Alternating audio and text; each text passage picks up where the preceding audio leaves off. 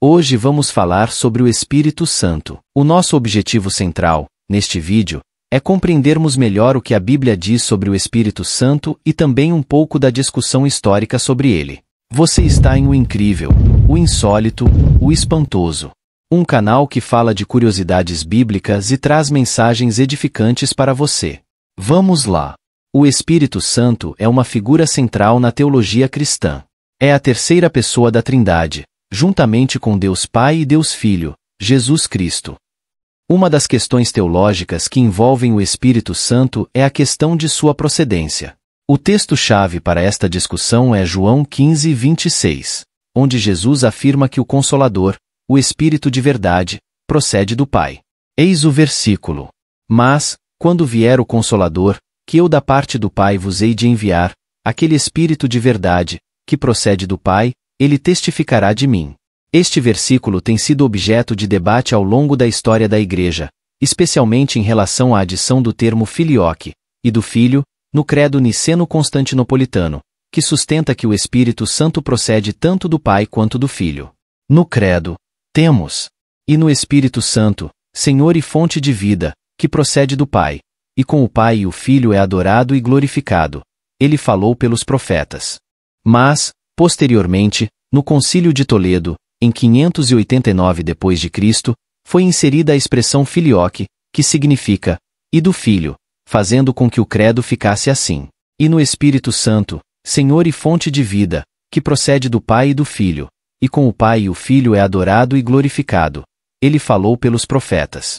Os concílios do primeiro milênio, portanto, como Niceia e Constantinopla e outros, foram palcos importantes para essas discussões. Para os cristãos ocidentais, a expressão era importante, pois reafirmava a divindade de Cristo em igualdade com o Pai e também com o Espírito Santo. Mas, para os cristãos do Oriente isso denotava um demérito em relação ao Espírito Santo, colocando-o como inferior na Trindade. Essa discussão demorou séculos. Essa questão surgiu devido a uma heresia que estava ganhando muita força nas igrejas cristãs. Era o arianismo. Portanto, o arianismo, uma heresia que negava a plena divindade de Jesus Cristo, influenciou parte desses debates. Os arianos afirmavam que Jesus Cristo era uma criação do Pai, subordinado a ele. Em Niceia, no ano de 325 d.C., Constantino conclama um concílio para resolver o problema. O concílio decide pela afirmação de que Jesus era Deus assim como o Pai. Eles possuíam, portanto, a mesma essência. O credo resultante desse concílio não incluiu a expressão filioque e era bem mais resumido em relação ao Espírito Santo. Nessa parte do credo, dizia simplesmente, e no Espírito Santo. A preocupação do concílio era defender a divindade de Cristo. Não à toa o credo enfatiza isso. Cremos em um só Deus, Pai Todo-Poderoso, Criador de todas as coisas visíveis e invisíveis. Em um só Senhor Jesus Cristo, o Filho de Deus, gerado unigênito do Pai, isto é, da substância do Pai. Deus de Deus, luz de luz, Deus verdadeiro de Deus verdadeiro, gerado, não feito, consubstancial ao Pai. E encerra dizendo: e quem quer que diga que houve um tempo em que o Filho de Deus não existia, ou que antes que fosse gerado ele não existia, ou que ele foi criado daquilo que não existia, ou que ele é de uma substância ou essência diferente, do Pai, ou que ele é uma criatura, ou sujeito a mudança ou transformação, todos os que falem assim, são anatematizados pela Igreja Católica. Mas, a discussão não terminou por aí. Gerou outros debates em sínodos, concílios regionais e gerais, até que, no Concílio de Toledo, resolve-se inserir a expressão e do Filho para que fique clara a igualdade entre o Pai e o Filho. Para os cristãos ocidentais, portanto, a inserção do filioque no credo representa uma defesa contra o arianismo e uma afirmação da igualdade e coeternidade das três pessoas da Trindade. No entanto, para os cristãos ortodoxos orientais, essa inserção é vista como uma heresia, implicando em uma compreensão equivocada da relação entre o Pai, o Filho e o Espírito Santo.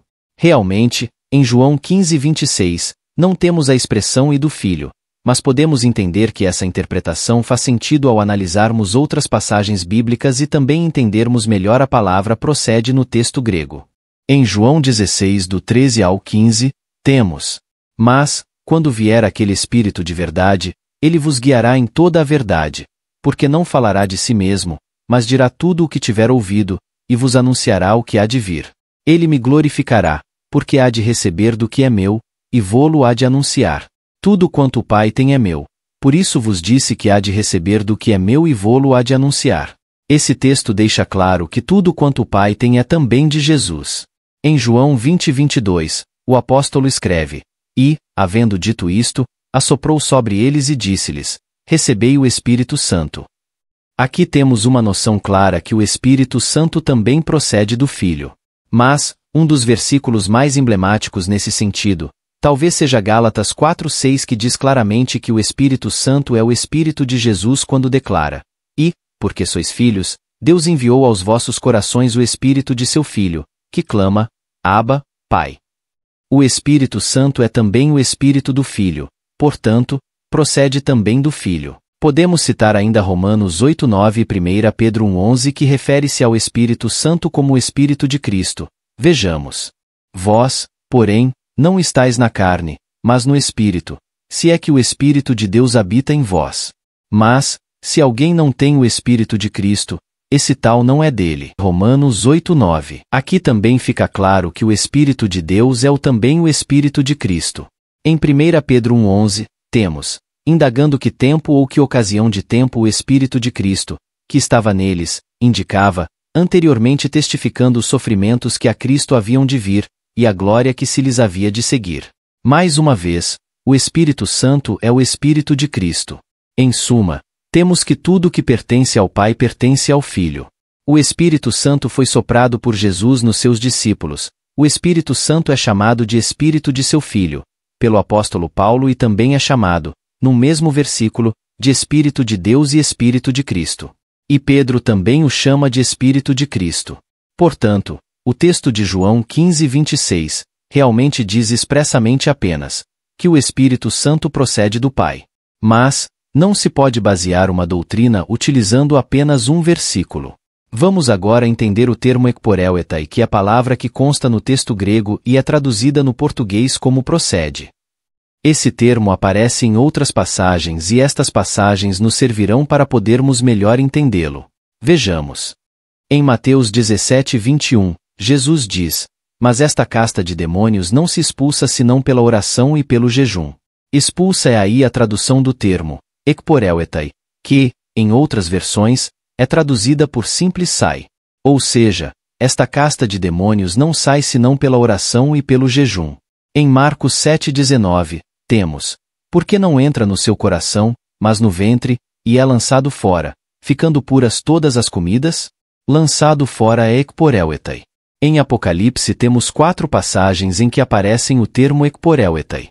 Em Apocalipse 9:17 nos é dito que: E assim vi os cavalos nesta visão, e os que sobre eles cavalgavam tinham couraças de fogo, e de jacinto, e de enxofre, e as cabeças dos cavalos eram como cabeças de leões, e de suas bocas saía fogo e fumaça e enxofre.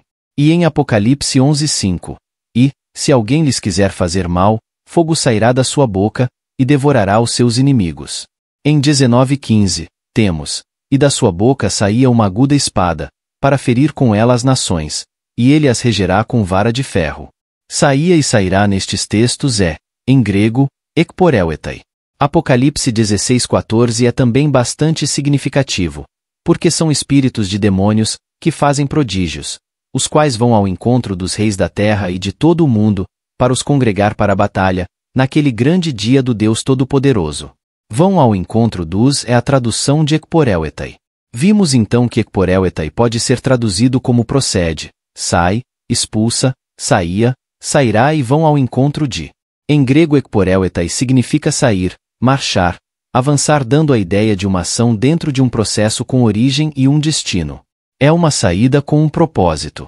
É possível ver pelas passagens mostradas que o que está intrínseco à palavra ekporeuetai é a ideia de origem e de uma missão, um alvo, um objetivo. É um sair de algum lugar para outro lugar.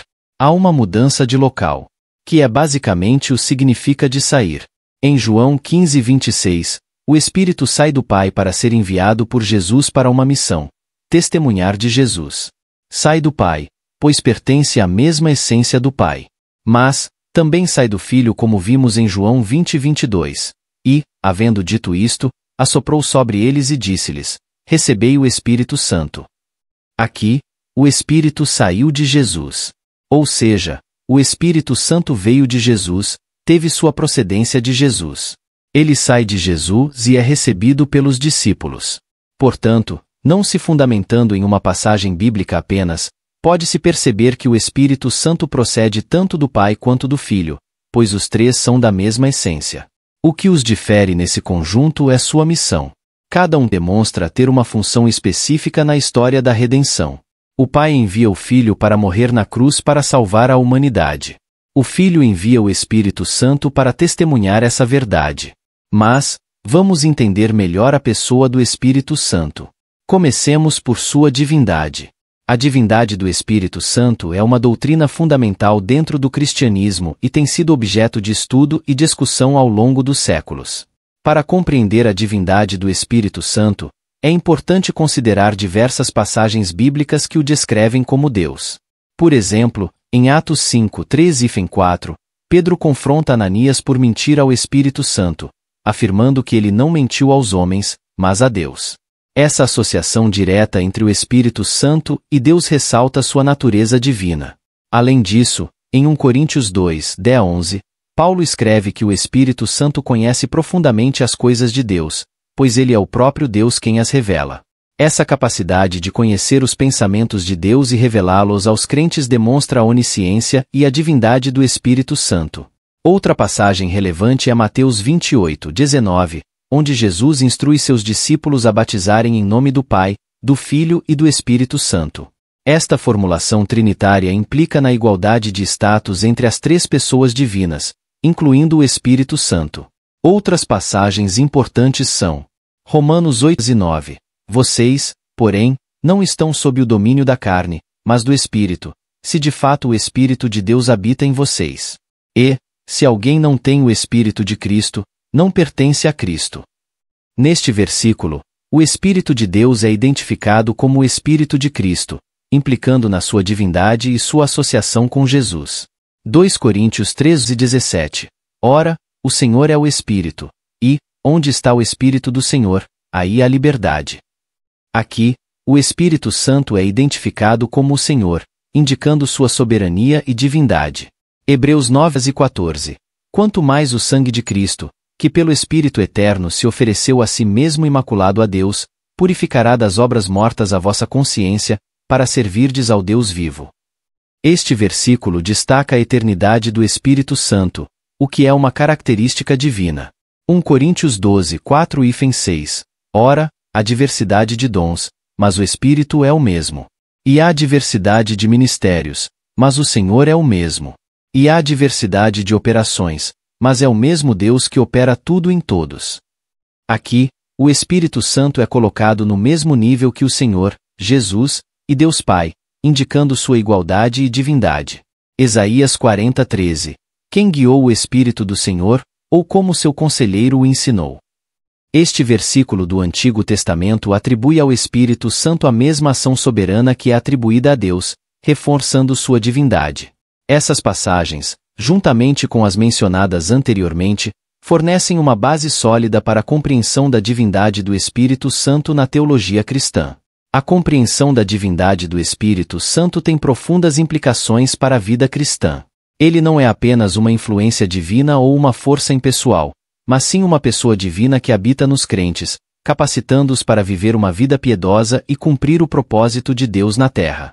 Portanto, a divindade do Espírito Santo é uma doutrina fundamental do cristianismo, baseada nas Escrituras e afirmada pela tradição da Igreja. Reconhecer a sua divindade é essencial para uma compreensão plena da Trindade e para uma vida de fé e adoração ao Deus triuno.